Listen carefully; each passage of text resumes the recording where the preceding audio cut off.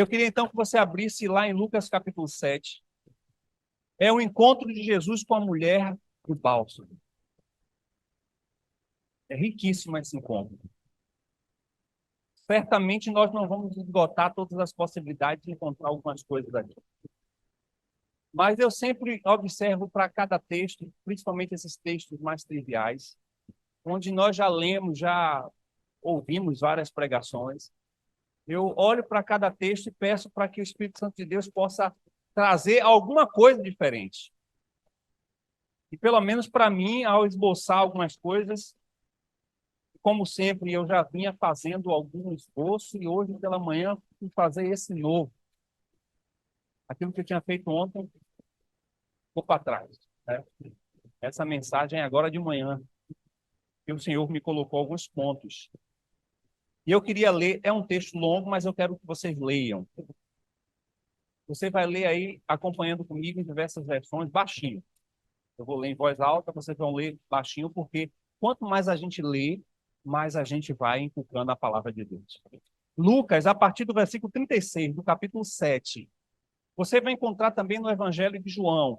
E eu vou explicar porque eu não vou ler João. Eu vou ler Lucas. Porque aqui se trata de um outro personagem. E eu vou ali colocar para vocês a diferenciação de dois personagens que fizeram atos semelhantes, mas foi em contexto diferente, foi em realidade diferentes. E assim diz o texto a partir do versículo 36, você lê baixinho. Convidado por um dos fariseus para jantar, Jesus foi à casa dele e reclinou-se à mesa. Ao saber que Jesus estava comendo na casa do fariseu, certa mulher daquela cidade, uma pecadora, trouxe um frasco de alabastro com perfume e se colocou atrás de Jesus aos seus pés. Chorando, começou a molhar-lhe os pés com as suas lágrimas. Depois o enxugou com seus cabelos, beijou-os e o ungiu com um perfume. Ao ver isso, o fariseu que o havia convidado disse a si mesmo: se este homem fosse profeta, saberia quem nele está tocando e que tipo de mulher ela é, uma pecadora. Então lhe disse Jesus: Simão, tenho algo a dizer a você. Disse, mestre, disse ele. Dois homens deviam a certo credor. Um devia 500 denários e o outro 50. Nenhum dos dois tinha como lhe pagar, porque isso perdoou. Nenhum dos dois tinha como lhe pagar, por isso perdoou a dívida a ambos. Qual deles o mais amará? Simão respondeu: suponho que aquele a quem foi perdoado a dívida maior.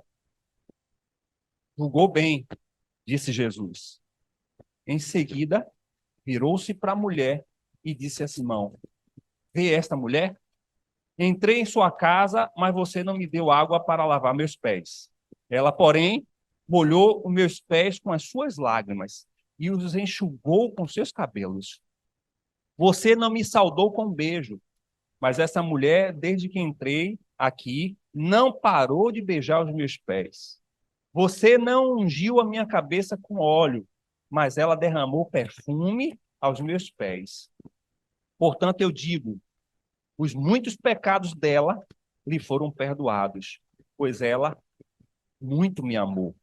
Mas aquele a quem pouco foi perdoado, pouco ama.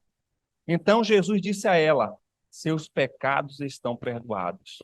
Os outros convidados começaram a perguntar: quem é este até que perdoa pecados? Jesus disse à mulher: sua fé a salvou. Vá em paz. Senhor, muito obrigado, porque é tão linda essa palavra. É um exemplo tão profundo de dedicação que nos sentimos até constrangidos. E obrigado porque há esse registro para que a gente saiba que é possível a gente ter as mesmas atitudes que essa mulher.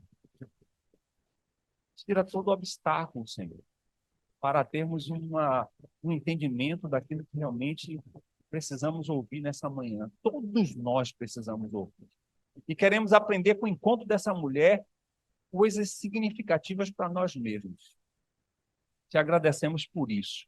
E pedimos que o teu Espírito faça nessa manhã aquele milagre que é singular a operação dele, que é a nova vida. E queremos liberar desde já uma semente de vida. Queremos desde já preparar a terra.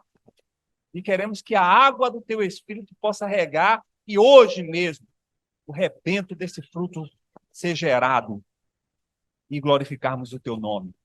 Para que haja uma coinonia, Senhor, entre céus e terra. Celebração por uma vida que reconhece a grandeza do Senhor. E pedimos isso. E a nós, Senhor, nos constrange com a tua palavra. Estamos muito atentos. Tiramos todos os ruídos, toda incomodação. Nos dá uma conexão total para que possamos não perder uma palavra. Porque é essa palavra que muitas vezes chega aos nossos corações. Te louvamos em nome de Jesus. Irmãos, eu fiz um quadro ali para falar sobre 3 pontos históricos que eu não posso deixar de narrar, até para que a gente tenha um entendimento do que, de fato, é esse episódio, essa experiência, né? E o primeiro ponto que eu coloquei, não sei se já está ali projetado.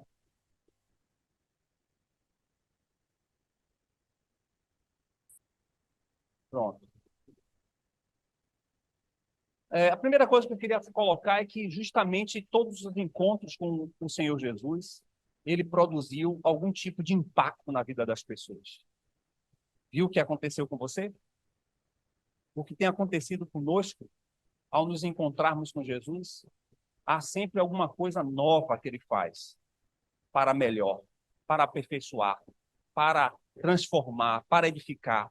E os relatos bíblicos não são diferentes quando a gente encontra cada pessoa que encontra com Jesus um impacto, algo que transforma, que conecta essa pessoa diretamente com Deus, e não é diferente nesse episódio. Mas eu queria, então, primeiro ponto, colocar que a Bíblia vai nos registrar uma mulher pecadora, aqui em Lucas, que é descrita como uma mulher pecadora, e no Evangelho de João vai falar de Maria de Betânia. E o quadro vai deixar bem claro ali que são 2 situações de um ato parecido. Tanto a mulher de Betânia, Maria, quanto a pecadora, elas oferecem e ofertam a mesma adoração em forma de doação e em forma de consagração ali de Cristo, né? E a gente vai encontrar diferenças, porque uma está na casa de Simão, chamado fariseu, é esse que convida Jesus, e é bem específico esse convite desse fariseu. O texto vai nos dizer, o texto que nós lemos aqui, vai nos dizer que ele insiste. Na versão do grego, vai dizer que ele insiste para que Jesus vá para sua casa. E essa insistência por parte de um fariseu nos chama a atenção para alguma realidade. Fariseu insistindo para que Jesus vá na sua casa? Fica aí já a pergunta para que vocês possam estar conectados e chegar até o final com a resposta. Por que um fariseu insiste para que Jesus vá na sua casa? Alguma coisa aí está acontecendo. E a Maria é Simão leproso, já é outra pessoa. Um em Naim, ou em Naum, como algumas outras versões falam, uma cidade completamente diferente, na região da Galileia, e a outra aqui em Betânia. Em situações diferentes, cá em cima o convívio foi com outro, aqui vai nos dizer que um fariseu questiona, né, que Jesus estava sendo ali ofertado por uma mulher, e se ele soubesse bem quem era aquela mulher, e chega até a denominar mesmo, é uma pecadora, e tem uma razão, porque aquela região considerava alguém pecador. Quem era pecador para essa região? E cá a gente vai encontrar que foi Lázaro à mesa com Jesus, enquanto Marta estava preparando os comes e bebes ali. Então, são contextos diferentes. Então, historicamente, a gente precisa levar em consideração que há 2 episódios narrativos bíblicos, um pela visão de Lucas, outro pela visão de João, e nós vamos nos deter apenas com a visão de Lucas. O segundo ponto é que, aparentemente, o convite foi por motivações erradas. Olha aí a questão, já tentando trazer uma resposta com um convite insistente de um fariseu. O fariseu insiste para que Jesus vá para sua casa. Mas se você for observar, o fariseu, ele na realidade, nos versículos anteriores, lá no versículo 30, do mesmo capítulo 7, diz que após Jesus ensinar e fazer uma série de coisas, os fariseus e os doutores da lei rejeitam o ensinamento de Jesus. Isso é um fato que a gente precisa levar em consideração de que esse fariseu, ele queria testar Jesus. Foi um convite de teste. Não foi um convite simplesmente de acolhimento, de hospitalidade. Mas ele queria testar. Uma vez que Jesus ensina, lá no versículo 30, no capítulo 7, que Jesus vai ensinando e eles vão questionando Jesus, então eu vou levar esse cara lá para casa, porque eu quero ver se ele é capaz de fazer alguma coisa na minha vista. Porque eu já ouvi falar que ele faz, mas agora eu quero ver se de fato ele faz mesmo. E essa comprovação nós vamos começar a compreender lá no versículo 16 também, do próprio capítulo 7, que eles questionam e uma segunda motivação, além da primeira, de que esse fariseu chama Jesus porque quer testar Jesus, para saber se Jesus é mesmo o Messias, porque o questionamento de Jesus lá era que ele era o Messias, que ele estava fazendo milagres e sinais que era o Messias, então ele questiona e quer ver isso. A segunda prova é que ele queria aproveitar essa popularidade de Jesus para dizer, olha, para os outros fariseus, ele almoçou na minha casa. Não sei o que é que ele ia ganhar com isso. Mas para um fariseu isso era muito importante. Por quê? Porque se Jesus fosse de fato o Messias, ele ia dizer o quê? Ó, o Messias eu conheci na minha casa. Então a gente começa a entender que esse convite não foi um convite genuinamente de alguém que queria receber Jesus. Essas são duas provas. E uma terceira prova, no decorrer da mensagem, nós vamos trazer. Porque infringiu todos os conceitos que nada mais é do que aquilo que a gente entende como um jantar daquela época. O que acontecia para que esse jantar surgisse ali?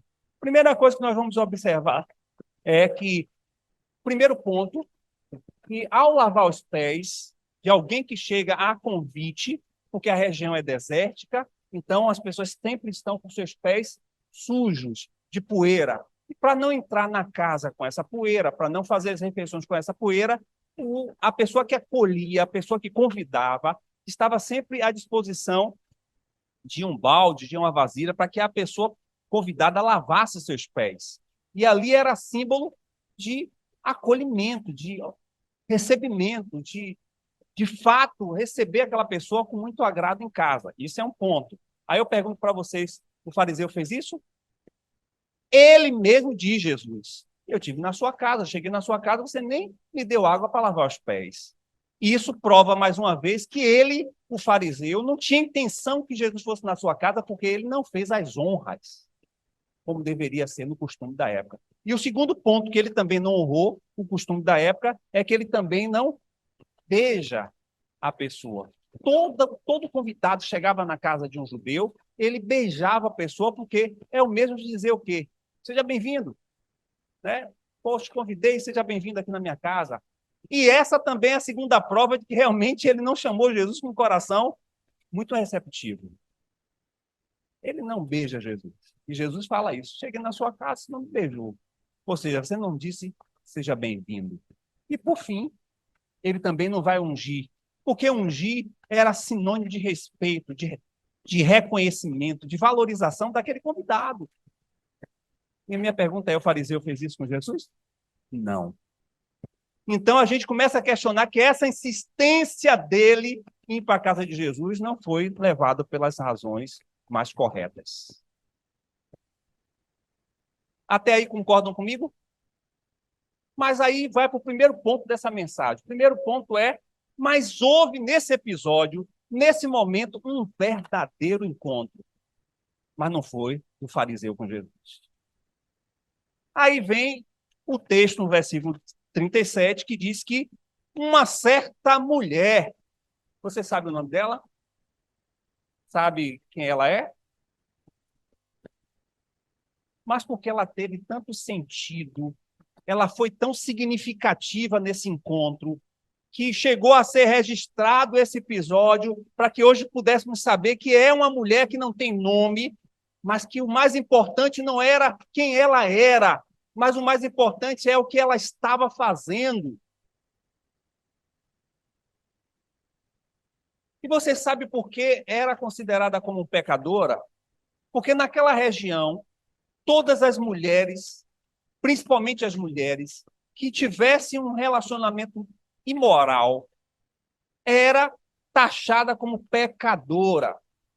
Na nossa versão de hoje, no nosso português, seria uma pessoa profissional do sexo, alguém que ainda não é bem visto, por mais que tenha sindicatos e uma série de coisas que reconheça até no Conselho Nacional, né, dos Trabalhadores, no CLT, uma série de coisas que essas mulheres conseguiu o seu espaço, mas ainda é mal vista. E naqueles dias ainda mais. E ele, inclusive, questiona se ele soubesse bem quem é essa mulher, e o texto vai dizer que entre as vírgulas, o autor vai dizer, é uma pecadora. É uma pecadora. Engraçado que Jesus se encontra com duas personalidades.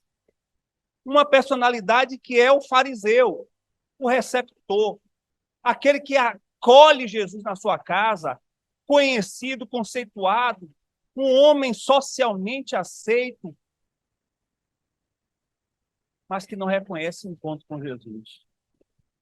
Do outro lado, um outro personagem que a gente não sabe nem o nome, pelo contrário, ainda era mal vista, mas que dá o maior exemplo de valorização, de respeito, de acolhimento, de receptividade à pessoa de Jesus. Interessante que a gente quebra os conceitos e preconceitos que muitas vezes a gente tem com relação às pessoas que vivem ou se aproximam de Cristo. Não existe nenhuma pessoa que, no olhar da perspectiva da graça e da misericórdia de Jesus, que seja melhor ou pior. Todas são pessoas dignas da sua graça. Para Jesus, ele vê você e me vê, e aí vai um parênteses para achar que algumas pessoas pensam que para ser discípulo de Jesus, elas precisam melhorar. Você já ouviu alguém falar isso? Não, eu não vou ser crente não, porque eu preciso primeiro melhorar alguma coisa. Deixar de fumar, deixar de... Não importa em que estado você está, quem você é. A graça e o amor de Deus é imensa pela sua pessoa. Pouco interessado. Em algum momento você não vai encontrar Jesus perguntando, vem cá, para aí, você está me ungindo aqui. Quem é você? Você é uma pecadora? Você é uma indigna? Não faça isso não, que eu não aceito. É assim o comportamento de Jesus. Eu queria estar lá para ver Jesus todo, né?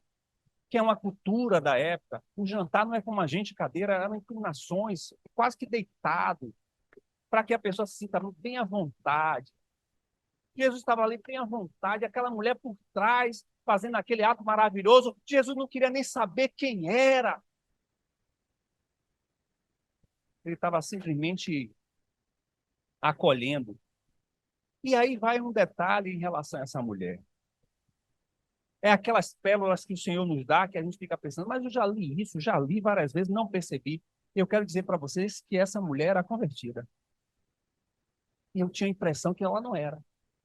E eu vou provar lá no versículo 41, 42, quando Jesus começa a fazer a correlação com um devedor, alguém que deve mais, ele questiona quem é que mais mereceu amor.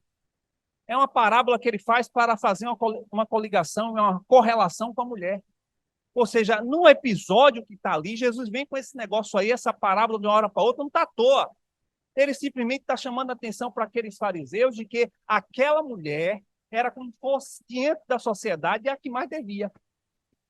E a que mais devia, porque Jesus havia perdoado, ela era considerada mais amada.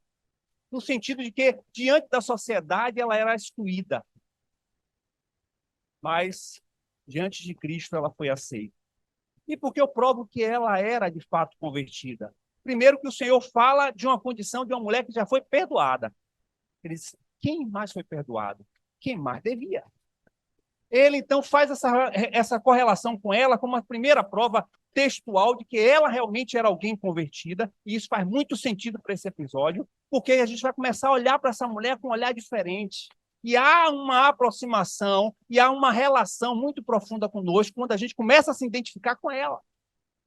Primeiro ponto é que ela era convertida porque ela já tinha sido perdoada. A segunda prova textual está no versículo lá, no final, já que ele diz que seus pecados são perdoados. Na nossa versão está assim, mas no grego diz, seus pecados já foram perdoados. E ele está falando não do pecado da prostituição, mas o pecado daquilo que destituía aquela mulher da presença de Deus. Então, essa é a segunda prova textual, porque ela era alguém que era acolhida pelo próprio Jesus. Era alguém que já tinha tido um encontro real com Jesus. E que aquele momento agora não era mais para trazer a salvação para ela. E o Senhor diz aí no texto, diz, vai, porque você já está sendo salva. Essa é a versão do grego. O nosso texto vai dizer, vá, você já está salva.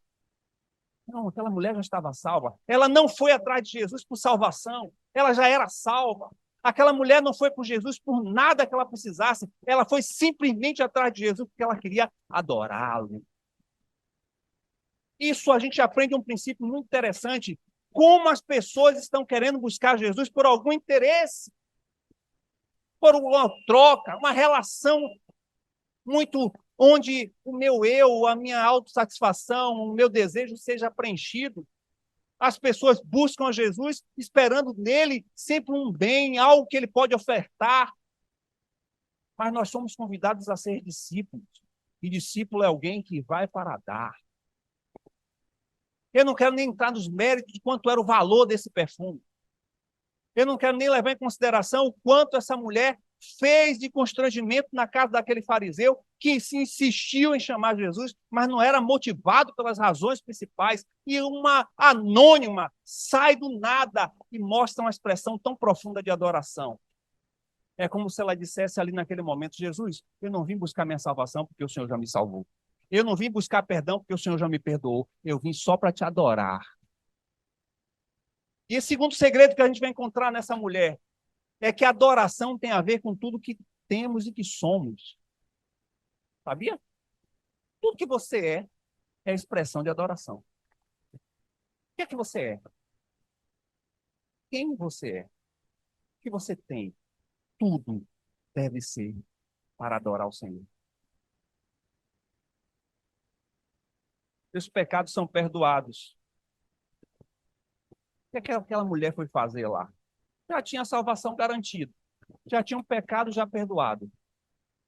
Ela foi fazer o quê? Adorar. Ela foi adorar. E adorar com tudo que ela tinha e com tudo que ela era. Aí eu queria dizer para vocês 4 coisas interessantes, como segundo ponto dessa mensagem. 4 aprendizados que a gente vê na atitude dessa mulher, levando em consideração a característica cultural do que é acolher alguém. Primeiro ponto, ela rega os pés de Jesus com lágrimas. Irmãos, que episódio extraordinário. Muito choro. Foram muitas lágrimas. Você lavar o pé de alguém com lágrima. Interessante que a gente consegue, quando as coisas estão muito difíceis, a gente consegue facilmente chorar aos pés de Jesus. Quando a gente recebe um problema, quando a gente está no meio de um furacão, a gente consegue, aí tem lágrimas, né? À vontade. Não era o caso dela. Ela não tinha razão nenhuma, mesmo sendo socialmente alguém excluída. Ela derramou lágrimas de celebração. Sem saber ela que ela estava fazendo um ato profético. Ela estava ali simplesmente com todo aquele aparato, ungindo a Jesus, profetizando o corpo de Jesus que seria ali completamente consagrado. Não era uma lágrima de tristeza, de repúdio, de dor, de sofrimento. mas era uma lágrima de reconhecimento de que Jesus era a fonte da sua vida. A gente precisa chorar mais aos pés de Jesus, hein? Não só nas lutas, nas alegrias. Se lançar mesmo, dizer, Senhor, que maravilha. O Senhor é maravilhoso. O Senhor é bondoso. E acima de tudo, irmãos, ela demonstrando essa adoração ali em forma de lágrimas, em gratidão e reconhecimento. Em momento nenhum, Jesus a rejeitou. Jesus sabia quem era aquela mulher? Sabia. Nem precisava que o fariseu dissesse para ela, para ele, no seu coração, quem era ela.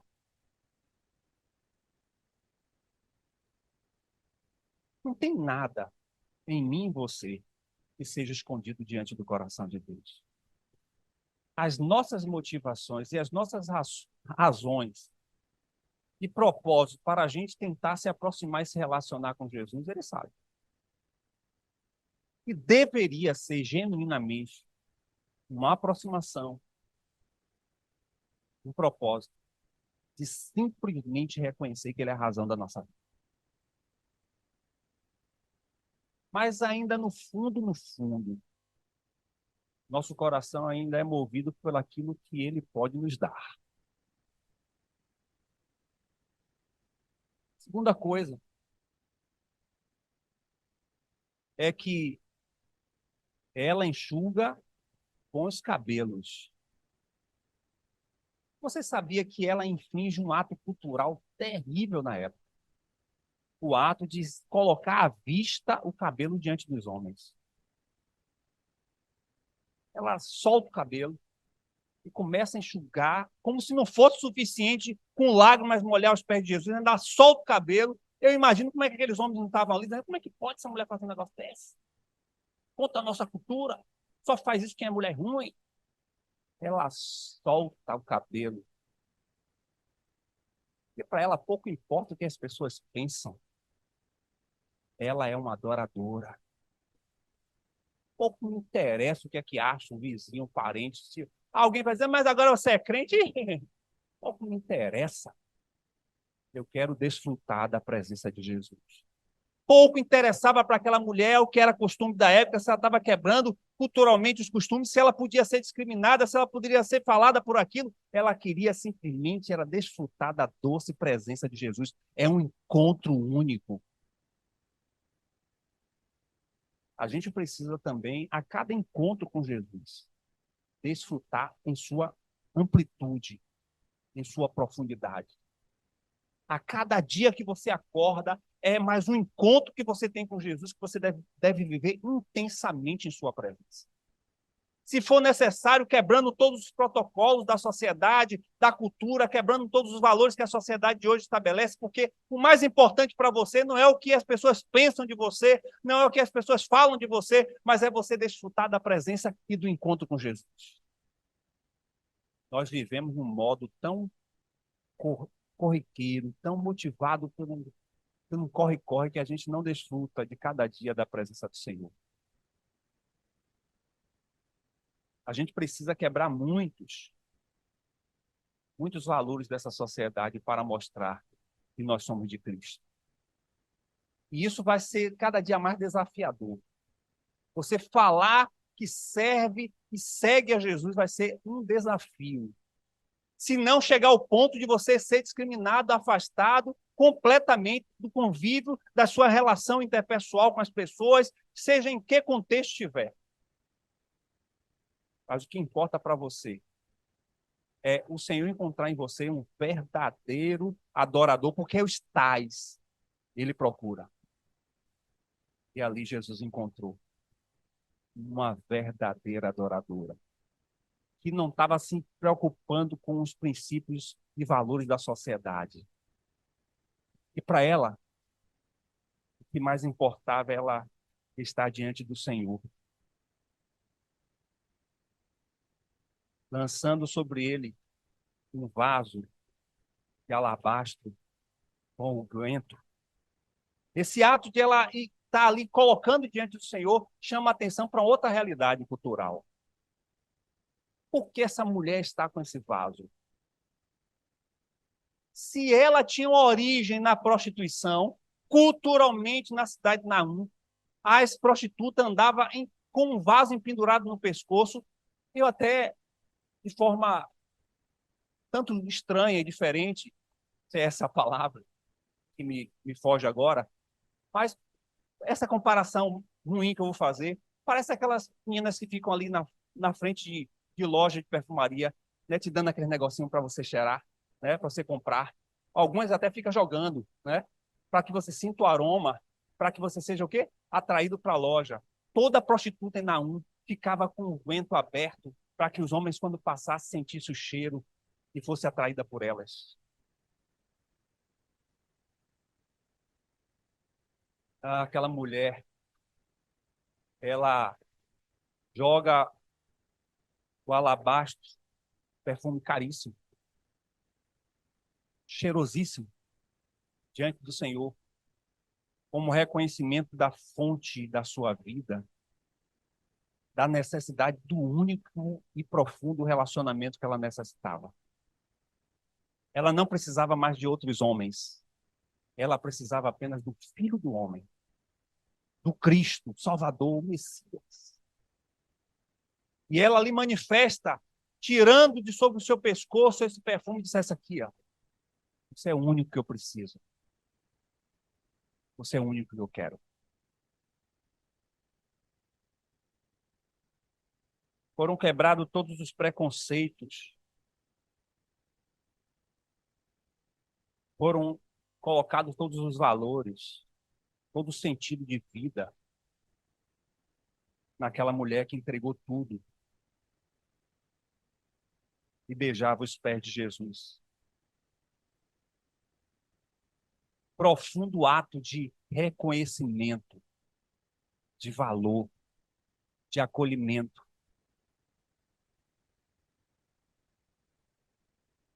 E o que me chama a atenção dessa mulher é que ela acolhe Jesus no coração. Esse encontro dessa mulher era mais para ela expressar o quanto Jesus estava no seu coração. É o lugar que ele quer habitar. É o lugar, é a nossa casa. É a nossa vida. É o lugar em que a gente quer que ele seja o hóspede principal. E nesse lugar onde queremos que ele seja morada permanente, nós precisamos estar sempre diante dos seus pés aquebrantados, reconhecendo: Senhor, preenche todo o meu coração, preenche toda a minha casa, preenche todo o meu ser. Eu não quero nenhuma área em que o Senhor não preencha e faça sentido para o meu viver.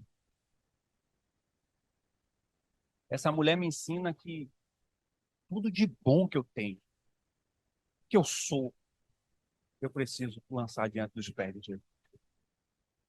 Em gratidão, em celebração, em reconhecimento de que é pela sua graça, pelo seu perdão, pela sua misericórdia, ele vive e habita e mora em mim.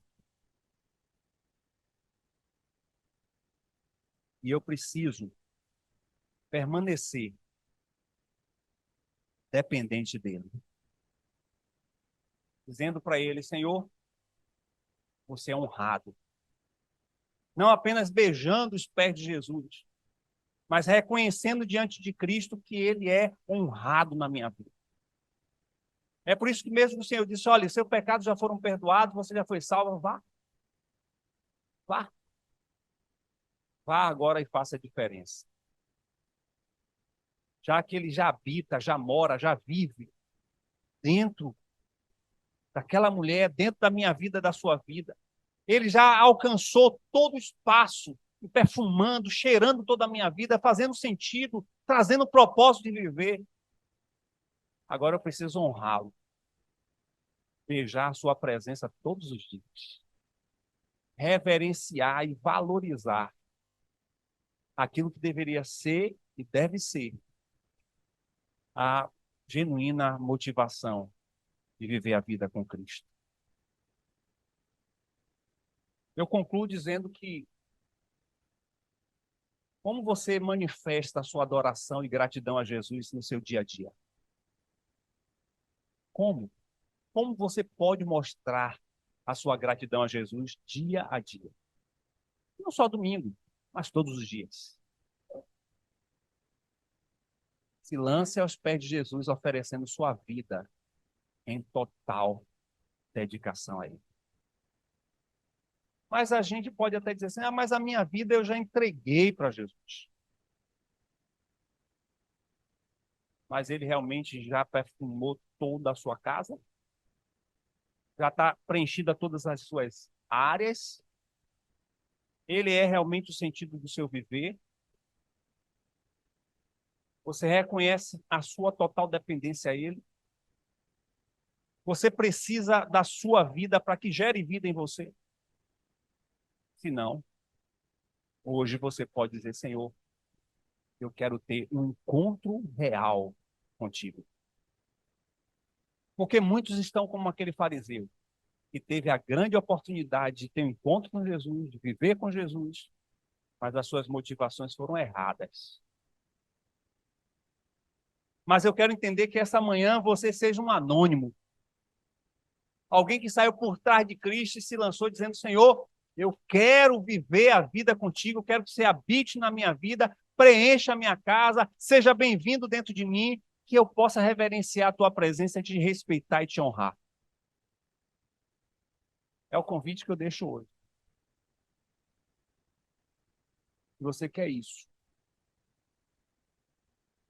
decida em seu coração. E confesse com suas palavras que eu preciso. Eu preciso ter um encontro com Jesus. Como inicialmente eu falei,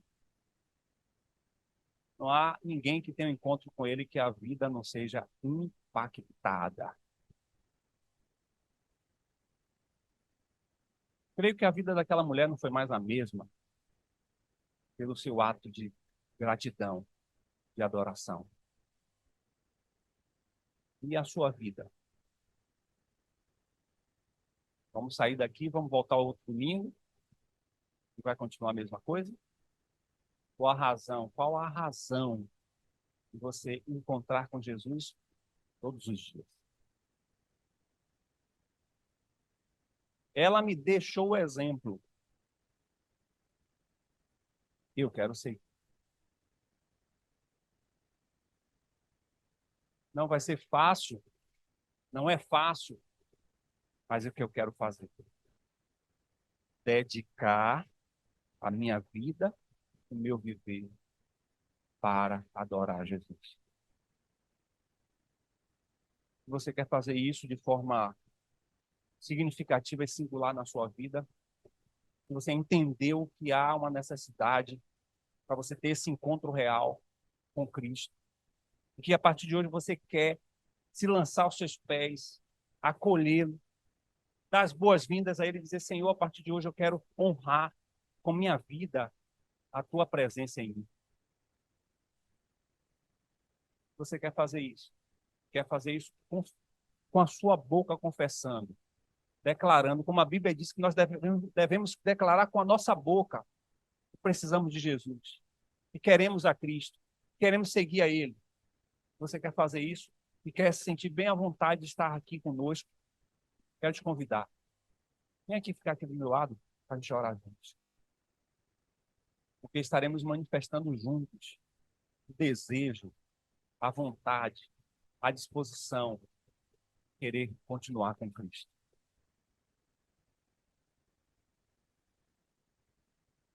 Esse é o convite que o Senhor nos faz nesta manhã. Vem para Cristo. Aproveite esse encontro que você está tendo com Ele.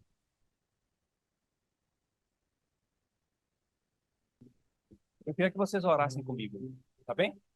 Senhor Jesus, eu entrego minha vida agora em tuas mãos. Esse encontro que hoje eu tenho com o Senhor, marca e sela o Espírito Santo dentro de mim, me fazendo uma nova vida. Começa a partir de hoje, Senhor, um novo relacionamento. E o que já aconteceu no passado já está neutralizado, desfeito, em nome de Jesus. E a partir de agora, nova vida, onde o Senhor seja o meu Senhor e Salvador. Em nome de Jesus. Amém. Deixa eu orar por vocês. Senhor, aqui estão 3 vidas somadas nossas, que entende o quanto é importante te honrar e te adorar. E juntos estejamos caminhando na expectativa de viver cada dia intensamente em tua presença. Nos ajuda a, como irmãos e discípulos um pouco mais maduros, a forjar nestas vidas as marcas do Senhor. E que juntos possamos crescer em vista da plenitude do teu Espírito dentro de nós. Pai, muitas lutas. Uma sociedade que impõe valores e princípios que ferem a nossa fé, mas constrói essas casas sobre a rocha. O vento que vier, a chuva que vier, não os abalarão. Não irão olhar para os lados nem para trás, mas seguirão o autor e consumador da fé, até o dia de encontrar com o Senhor, ou o Senhor encontrar com eles. Selamos essas vidas com a presença do Espírito. Habita sobre elas, Senhor. Enche essas vidas do teu poder, que vivam em novidade de vida, glorificando o teu nome, em nome de Jesus. Glória a Deus.